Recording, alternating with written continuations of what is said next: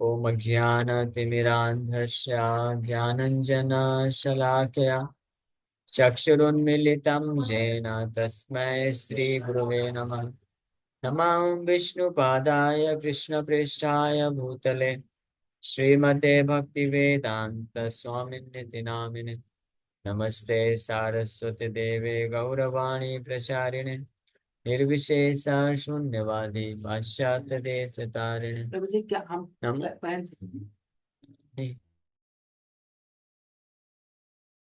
ओ महावदन्याय कृष्ण प्रेम प्रदायते कृष्णाय कृष्ण चैतन्य नामने गौरतुसे नमः। जय श्री कृष्ण चैतन्य प्रभु नित्यानंद श्री अद्वैत गदाधर श्रीवासादि गौर भक्त वृंद। हरे कृष्णा कृष्णा कृष्णा हरे हरे हरे राम राम राम हरे हरे। हरे कृष्णा। तो आप सभी भक्तों का हार्दिक स्वागत है आज के भगवद गीता के सेशन में।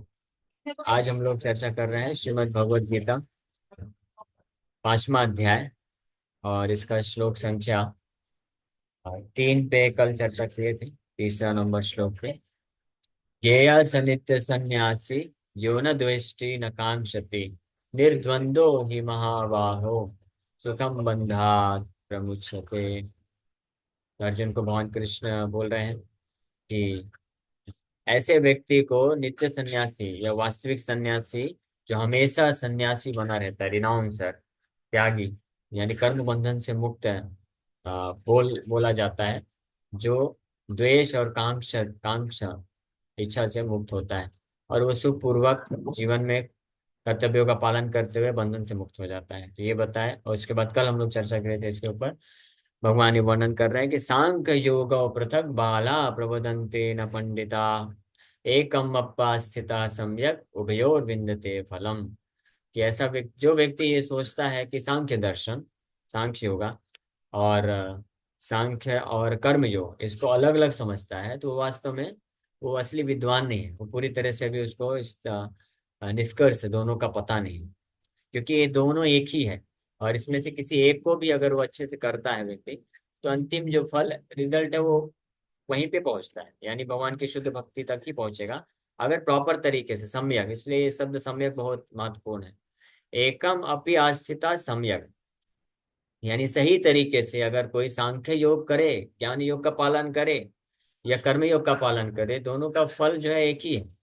और सही तरीके से सांख्य दर्शन पालन करने का मतलब है कि जो देवहूति पुत्र, माता देवहूति के पुत्र कपिल देव भगवान के जो अवतार हुए, उनके द्वारा जो सांख्य योग दिया गया है, जिसका वर्णन श्रीमद् भागवतम के 3rd कैंटो, तीसरे स्कंद में है, तो उसके अनुसार जो सांख्य योग का पालन करता है तो वो जो है परफेक्ट है। उसके माध्यम से भी व्यक्ति भगवान की शुद्ध भक्ति को प्राप्त करता है।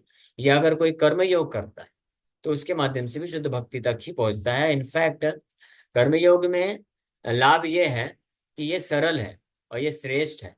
और कर्मयोग में व्यक्ति को जो है बस चेतना का फर्क होता है। कर्मयोग में कार्य वही करेगा, भक्ति योग में भी वही कार्य करेगा। लेकिन कर्मयोग में कर्म के प्रति आसक्ति होती है, फल के प्रति आसक्ति होती है, लेकिन जब उसी कर्म और फल को भगवान के लिए करता जाता है तो वो जो हृदय है शुद्ध हो जाता है, फिर वही कार्य करता रहेगा, वही शुद्ध भक्ति बन जाता है। इसलिए कर्मयोग श्रेष्ठ है और सरल भी है। इसलिए भगवान दूसरे नंबर श्लोक में रिकमेंड किए अर्जुन को कि तयोस्तु कर्म संन्यासात कर्म योगो विशिष्यते, कि इन दोनों में कर्म योग विशेष है। इसलिए कर्म संन्यास की जगह मैं रिकमेंड करूंगा अर्जुन कि तुम कर्म योग करो। हालांकि दोनों का फल एक ही है। अगर कोई दोनों को सम्यक सही सही तरीके से दोनों में से कोई भी कार्य करेगा तो उसका फल जो है दोनों में रिजल्ट प्राप्त कर सकता है। लेकिन जो ज्ञान योग है या सांख्य योग है उसको प्राय जो जन साधारण लोग हैं कर नहीं सकते। वो सरल नहीं, उसमें बहुत सारी कठिनाई है। ये भगवान आगे चल के बताएंगे। हाँ, क्लेश अधिकतरस्तेषाम् अव्यक्त आसक्त तेषाम्, उसमें क्लेश ही क्लेश है। लेकिन कर्मयोग जो है सुसुखम कर तुम अव्ययम, 9वें अध्याय में भक्ति योग का वर्णन करते हुए इस प्रकार से भगवान बताते हैं। तो ये हम लोग कल चर्चा किए थे। अब आगे बोल रहे हैं यत् सांख्य प्राप्यते स्थानम तद योगैर अपि गम्यते एकम सांख्यम च योगम च यह पश्यति स पश्यति। तो चौथे नंबर श्लोक से ही संबंधित है, उसी को भगवान और इस पर और स्पष्ट तरीके से व्याख्या कर रहे हैं कि one who knows that the position reached by means of analytical study can also be attained by devotional service. One who knows that the position reached by means of analytical study can also be attained by devotional service, and who therefore sees analytical study and devotional service to be on the same level, sees things as they are. यद सांख्य प्राप्यते स्थानम, यानी सांख्य योग, सांख्य philosophy के द्वारा जो स्थान को व्यक्ति प्राप्त कर सकता है, तद योगैरपि गम्यते, वो कर्म योग करके भी उसको व्यक्ति प्राप्त कर सकता है। एकम सांख्यम च योगम च, सांख्य और योग एक ही है। यह पश्यति स पश्यति, जो इस बात को समझ जाता है कि सांख्य दर्शन और कर्म योग दोनों एक ही है, वही वास्तव में देखता है, वही वास्तव में ज्ञान रखता है। हाँ? तो सांख्य का अर्थ क्या होता है? सांख्य जो आया है, सांख्य दर्शन, ये संख्या से आया है, संख्या से सांख्य आया है, और संख्या का अर्थ होता है काउंटिंग करना, या इसको और दूसरे शब्दों में बोलते हैं विश्लेषण करना, एनालिसिस करना। तो सांख्य दर्शन में व्यक्ति अपने बुद्धि का इस्तेमाल करके भौतिक तत्वों को और आध्यात्मिक तत्वों को एनालाइज करता है। वो इस निष्कर्ष पे पहुंचता है कि कैसे पूरे सृष्टि का जो जड़ है, रूट है, वो भगवान नारायण है। हाँ, पृथ्वी, जल, वायु, अग्नि, आकाश, मन, बुद्धि, अहंकार, इंद्रियां, और इस प्रकार से ये सारे भिन्न भिन्न तत्व जो हैं कैसे प्रकट होते हैं और कैसे एक दूसरे पर निर्भर हैं, और फाइनली इनकी उत्पत्ति के जो मूल स्रोत हैं कैसे भगवान कृष्ण हैं। इसका जो एनालिसिस है डिटेल में, ये थर्ड कैंटो में किया गया है, भागवत के तीसरे स्कंद में कपिल देव भगवान करते हैं। तो उसको सांख्य दर्शन बोलते हैं। तो इस सांख्य दर्शन के माध्यम से भी व्यक्ति फाइनली इसी निष्कर्ष पे पहुंचता है कि हाँ, अहम सर्वस्य प्रभवो मत्तः सर्वं प्रवर्तते, कि एवरीथिंग एमिनेट्स फ्रॉम मी, कि भगवान कृष्ण से सब कुछ उत्पन्न होता है, इस निष्कर्ष पे पहुंच जाता है। इसलिए अल्टीमेटली सब कुछ भगवान कृष्ण के लिए इस्तेमाल होना चाहिए। ये है सांख्य दर्शन का अर्थ। और जो कर्म योग है उसमें भी यही अर्थ है कि उसमें कर्म योग में व्यक्ति ऑलरेडी ये जानता है कि सब कुछ भगवान के ऊपर है, भगवान का है, इसलिए भगवान के सेवा में लगा देता है, तो कर्म को सेवा में और फल को भी सेवा में लगा देता है, तो इसलिए दोनों एक ही है। हाँ, इसलिए दोनों को इस प्रकार से जो देख सकता है वही वास्तविक रूप में देखता है, वही वास्तविक रूप में ज्ञानी है। और दोनों के द्वारा ही एक ही स्थान को प्राप्त करना है, क्या? भगवान।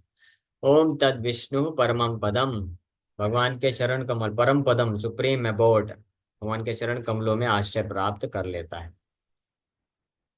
So the real purpose of philosophical research is to find the ultimate goal of life. किसी भी प्रकार का अनुसंधान व्यक्ति अगर कोई करता है, रिसर्च करता है, तत्व के ऊपर चर्चा करता है, फिलॉसफी, फिलॉसफी मतलब, फिलॉसफी का मतलब होता है ट्रूथ। फिलॉसफी का अर्थ होता है वास्तविकता, सत्य जो होता है। और फिलोसफिकल रिसर्च का मतलब होता है कि सत्य के बारे में जो अनुसंधान, रिसर्च यानी खोज करता है। सत्य ऑलरेडी है, लेकिन उसका विश्लेषण करके उसको रियलाइज करने का जो प्रयास करता है।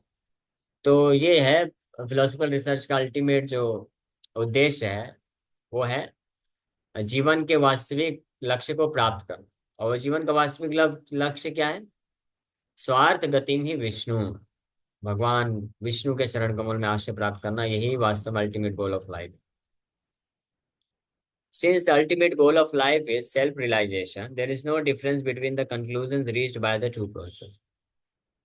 ये अल्टीमेट अंतिम लक्ष्य है जीवन का आध्यात्मिक साक्षात्कार, इसलिए कोई अंतर नहीं है अगर कोई आध्यात्मिक साक्षात्कार, आत्म साक्षात्कार, आत्म साक्षात्कार को कोई व्यक्ति सांख्य दर्शन के माध्यम से प्राप्त करे या कर्म योग के माध्यम से प्राप्त करे, कोई फर्क नहीं पड़ता है। जैसे किसी को एयरपोर्ट जाना है, एयरपोर्ट से एरोप्लेन पकड़ना है, उसका फ्लाइट है 5 बजे का मान लीजिए, तो अभी कोई व्यक्ति हो सकता है, एक ही स्थान से निकल रहे हैं दो व्यक्ति, तो कोई हो सकता है ऑटो से जाए, कोई हो सकता है कार कर ले, कोई बाइक में जा सकता है। हाँ, तो ये अलग अलग माध्यम हो गए, लेकिन अल्टीमेटली तो दोनों ही व्यक्ति अगर एयरपोर्ट में जब पहुंचते हैं 5 बजे के फ्लाइट में, दोनों एक साथ बैठ जाते हैं, तो दोनों फिर कोई डिफरेंस नहीं रह जाता, अंतर नहीं रह जाता है कि जो बाइक से आया है उसको एरोप्लेन में जो तो उतनी सुविधा नहीं मिलेगी, जो कार से आया उसको ज्यादा सुविधा मिलेगी, ऐसा नहीं होता ना।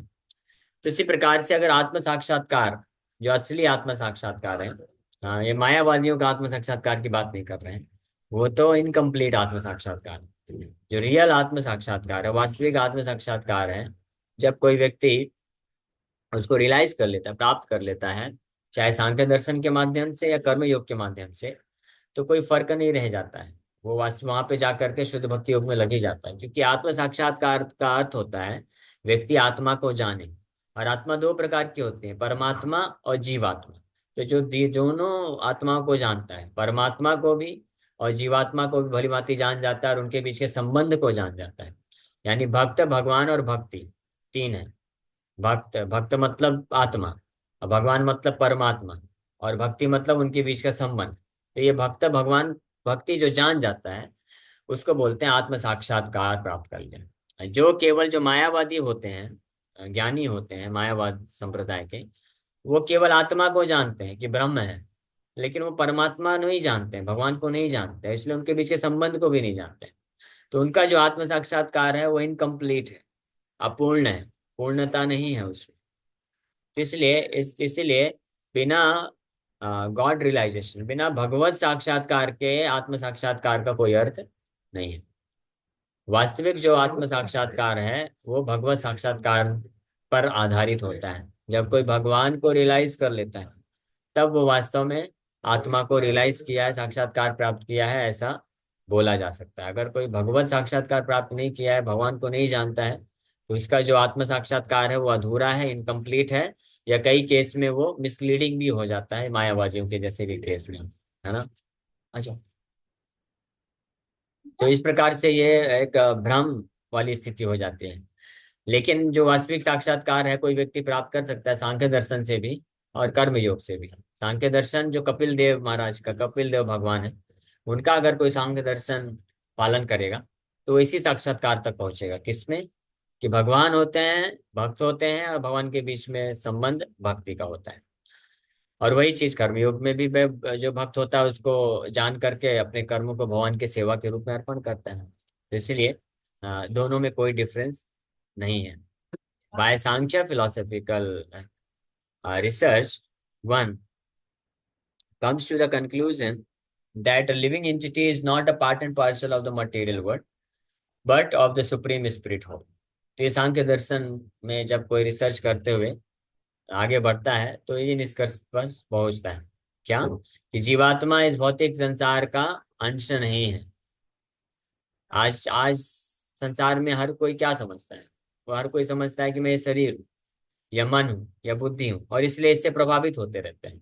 तो अपने आप को जब तक कोई व्यक्ति ये मानेगा, ये समझेगा कि मैं इस संसार का अंश हूँ, ये संसार का प्रोडक्ट, यानी ये भावना जब तक रहेगी कि मैं इस संसार का हूँ और ये संसार मेरा है, अहम ममेति इसको बोलते हैं, अहम संसारो अस्मि, अहम संसार, मैं इस संसार का हूँ और ये संसार जो है मेरा है, ममता, इसको मम बोलते हैं।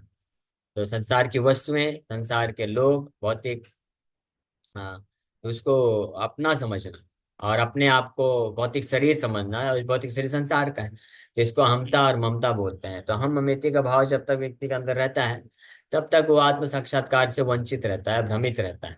लेकिन जब ये रिसर्च करता है कोई, अथा तो ब्रह्म जिज्ञासा यहाँ से प्रारंभ होता है। Now one should inquire about absolute truth, परम सत्य के बारे में इंक्वायर करना चाहिए। तथा तो ब्रह्म जिज्ञासा, तब वो इस बात को समझ पाता फाइनली कि मैं ये शरीर नहीं हूँ, मैं मन नहीं हूँ, मैं बुद्धि नहीं हूँ, मैं एक जो है आध्यात्मिक आत्मा हूँ, ब्रह्म हूँ। हाँ, और इस बात को रियलाइज वो के दो तरीके से होता है। एक सांख्य दर्शन के हिसाब से पहले ना इति ना इति ना इति बोलता है कि मैं मन नहीं हूँ, बुद्धि नहीं हूँ, ये भौतिक प्रोडक्ट नहीं हूँ। ये भौतिक तत्वों का विश्लेषण करता है कि कैसे एक से दूसरे भौतिक तत्व प्रकट होते हैं और फाइनली सृष्टि में आते हैं, और इस सृष्टि के संहार के टाइम पे सारे मर्ज होकर के वापस से भगवान में जाके विलीन हो जाते हैं भौतिक तत्व। लेकिन मैं, मेरा ऐसा कुछ नहीं होता है, मैं ये तत्वों से मिलकर नहीं बना हूँ। मैं जीवात्मा हूँ, पूर्ण रूप से अलग। तो ये निष्कर्ष पे सांख्य दर्शन से हिसाब से पहुंचता है। हाँ, और फिर फाइनली उसके बाद इस निष्कर्ष पे जब पहुंचता है तो फिर consequently the spirit soul has nothing to do with the material world. His actions must be in some relation with the supreme. इसलिए फाइनली सांख्य दर्शन के बाद भी वो इस समझ जाता है कि मेरा भौतिक जगत से कोई कनेक्शन नहीं है, तो why unnecessary I am wasting my time just to gather some material object, material benefit, that's all. कि मैं अपना ये मनुष्य जीवन व्यर्थ क्यों गंवा रहा हूँ फिर, अगर मैं ये मनुष्य, मैं ये शरीर नहीं हूँ, मैं मनुष्य नहीं हूँ, मैं इस भौतिक जगत का हूँ ही नहीं, तो अपना पूरा जो समय है, मोस्ट वैल्यूएबल टाइम, इतना महत्वपूर्ण कीमती समय है मनुष्य जीवन को, मैं केवल भौतिक कार्य को करने के लिए व्यर्थ क्यों गवाऊं। इस निष्कर्ष पे वो व्यक्ति पहुंच जाता है। और ये सोच करके वो जानता है कि जब मैं, अगर मैं ब्रह्म हूँ, तो भगवान सुप्रीम ब्रह्म है, परम ब्रह्म है, मेरा उनके साथ नाता रिश्ता संबंध है, तो मुझे उनके लिए कार्य करना चाहिए। Then his actions must be in some relation with the supreme, and when he acts in Krishna consciousness he is actually in his constitutional position. और जब वास्तविक रूप में ये सब समझने के पश्चात पूर्ण रूप से कृष्ण भावना भावित होकर के कृष्ण के लिए कार्य करता है, कृष्ण कॉन्शियस एक्टिविटी करता है, यानी भक्ति योग में लग गया पूरी तरीके से, तब वो अपनी वास्तविक स्थिति में है। अब वो सांख्य दर्शन के में रिसर्च करते करते इस स्थिति में आए, या इतना बुद्धि नहीं है, तो केवल भक्तों के द्वारा किसी प्रमाणिक गुरु के आश्रय में रह करके अपने कर्म को, अपनी इंद्रियों को, के कार्यों को भगवान की सेवा में लगा देता है। ये दोनों से ही अल्टीमेटली इस एकदम ट्रांसेंडेंटल नॉलेज, इस दिव्य ज्ञान पे पहुंचता है कि मैं वास्तव में भगवान का अंश हूँ, कृष्ण परम भगवान है। और इस प्रकार से पूर्ण रूप से कृष्ण भावना भावित होकर के वो कृष्ण कॉन्शियस एक्टिविटी करता है। So in the first process, Sankhya, one has to become detached from matter, and in the devotional yoga process, one has to attach himself to the work of Krishna consciousness. यही अंतर है। Actually, both processes are the same. Although superficially, one process appears to involve a detachment, and the other process appears to involve attachment. तो ये है सांख्य दर्शन में क्या होता है, व्यक्ति अपने आप को भौतिक से विरक्त करता है, और जब विरक्त होता है तो फाइनली समझ जाता है कि मैं तो कृष्ण का अंश हूं। और कृष्ण कॉन्शियसनेस वर्क में, यानी कर्म योग में, व्यक्ति अपने आप को डिटैच करने का प्रयास नहीं करता है, वो डायरेक्ट अपने आप को कृष्ण से अटैच कर देता है, तो डिटैचमेंट ऑलरेडी हो जाता है, जो कि सरल प्रोसेस है ना। इस संसार के भौतिक आसक्तियों से अपने आप को विरक्त करना, उससे मुक्त होना, ये कठिन कार्य है ना। जैसे किसी व्यक्ति को बोले कि आप अच्छा अच्छा मत खाओ, खाना पीना छोड़ दो, ये सब भौतिक है, आप खाते रहोगे, इंद्रियों के लालच में रहोगे, आपकी जीवा इस प्रकार से लपकाती लपकाती रहेगी, तो आप जो है फंसते चले जाओगे इस संसार में, है ना। तो वो क्या करेगा, वो फिर बोलेगा कि नहीं, हरे कृष्णा, आप जाइए, आपका ज्ञान आपके पास रखिए, वो अपना को तो खाने पीने में मस्त रहेगा, तो छोड़ नहीं पाएगा, कलयुग में स्थिति पॉसिबल नहीं। हाँ, इसलिए दूसरा मार्ग, सरल मार्ग क्या है, ठीक है आपको इतना खाने की इच्छा है, इतना अच्छा अच्छा आप खाना चाहते हो, ठीक है, हम आपको खाने को छोड़ने के लिए नहीं बोल रहे, आप खाओ, लेकिन क्या करो, भगवान का प्रसाद खाओ, भगवान को भोग लगाओ, अच्छा अच्छा पनीर बनाओ, सब बनाओ, भगवान को भोग लगा के प्रेम से फिर खाओ। तो इसको बोलते हैं कर्मयोग, जो कि आसान है, यानी डायरेक्ट कृष्ण से जोड़ दो, तो डिटैचमेंट भी धीरे धीरे अपने आप आ जाता है।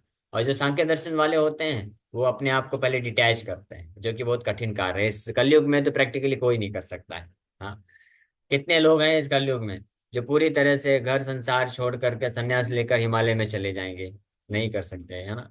हार्डली 1% भी नहीं कर पाएगा। तो इसलिए ये एक हालांकि दोनों तरीके से व्यक्ति एक ही पोजीशन पे पहुंचता है, लेकिन जो कर्म योग है, वर्क इन कृष्णा कॉन्शियसनेस, शुरू से ही प्रामाणिक गुरु का आश्रय लेकर के कृष्ण भावना भावित होकर के कृष्ण के लिए कार्य करना, ये आसान तरीका है, और इससे भी फाइनली वो डिटैच हो जाता है, भौतिक जगत से विरक्त हो जाता है। So detachment from matter and attachment to Krishna are one and the same. One who can see one who can see this sees things as they are. इस प्रकार से सांख्य दर्शन में भौतिक जगत से विरक्ति, और कृष्ण कॉन्शियसनेस में, कर्म योग में भगवान कृष्ण से आसक्ति, वास्तव में प्रिंसिपली ये दोनों एक ही चीज है, अलग अलग तरीके से प्रकट होते हैं। तो जो इस बात को देख सकता है, समझ सकता है, वही वास्तव में पंडित है, ज्ञान रखता है। तो इसी के साथ यहीं पे विराम करते हैं। Thank you very much. Hare Krishna Krishna Krishna Hare Hare, Hare Ram Ram Ram. किसी भक्त का कोई प्रश्न है तो पूछ सकते हैं। हरे कृष्ण। हरे प्रभु जी, कृष्ण थैंक यू प्रभु प्रभु जी। जी। प्रभु जी, मैं आत्म साक्षात के बारे में थोड़ा और सरल भाषा में सुनना चाहता हूँ, जानना चाहता आत्म साक्षात्कार का मतलब होता है, आत्मा का मतलब होता है सेल्फ, और साक्षात्कार मतलब रियलाइज करना, कि अपने आप को, सेल्फ रियलाइजेशन जिसको बोलते हैं, यानी अपने आप की पहचान को, वास्तविक पहचान को जानना ना। तो हमारी वास्तविक पहचान क्या है?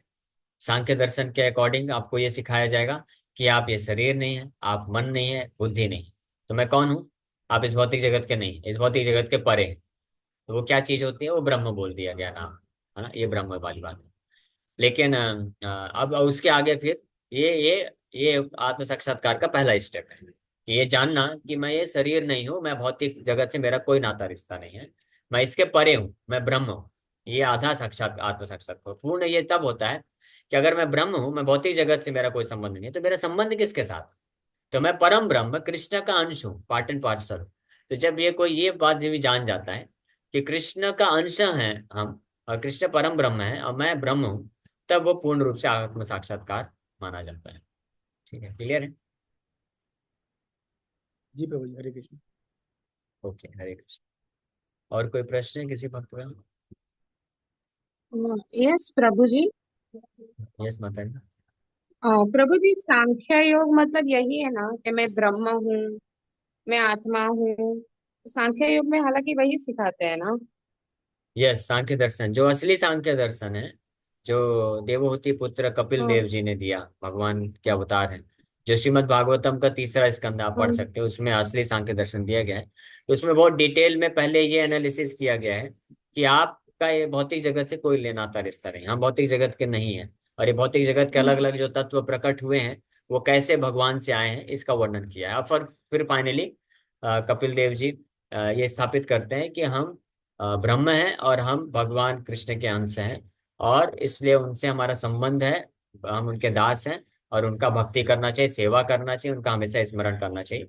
This is the ultimate conclusion of Sankhya Darshan. Sankhya Darshan का ये अंतिम निष्कर्ष है, जो कि कर्म योग का भी अल्टीमेट निष्कर्ष यही होता है, लेकिन तरीके थोड़ा अलग।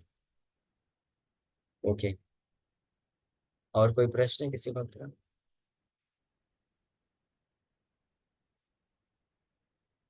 हरे कृष्ण।